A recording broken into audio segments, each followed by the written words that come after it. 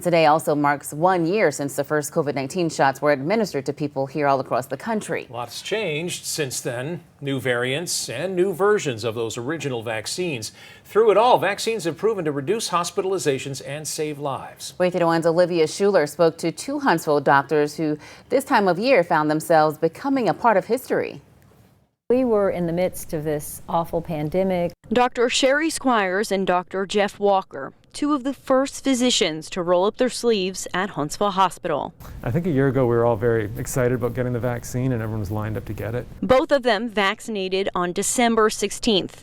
But across the nation, vaccines were given out 1 year ago today. We were admitting a lot of patients with COVID. We had ICUs full of COVID patients, and every day we were seeing people coming into our department having to be intubated. Masking and social distancing were the only lines of defense prior to the availability of vaccines. But when the time came to get the vaccine, not everything went as planned.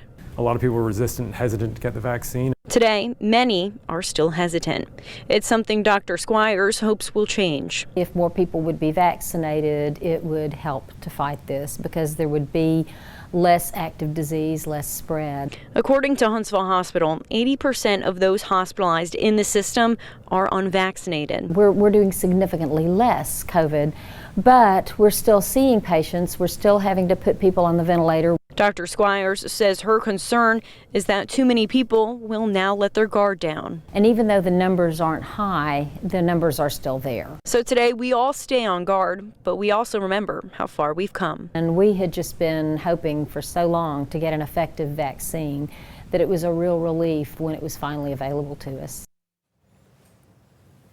Both doctors we spoke to said COVID is far scarier than the vaccine is. A year has gone by and they're both healthy and protected. With the Omicron variant spreading, both doctors say now is a good time to get vaccinated if you haven't already.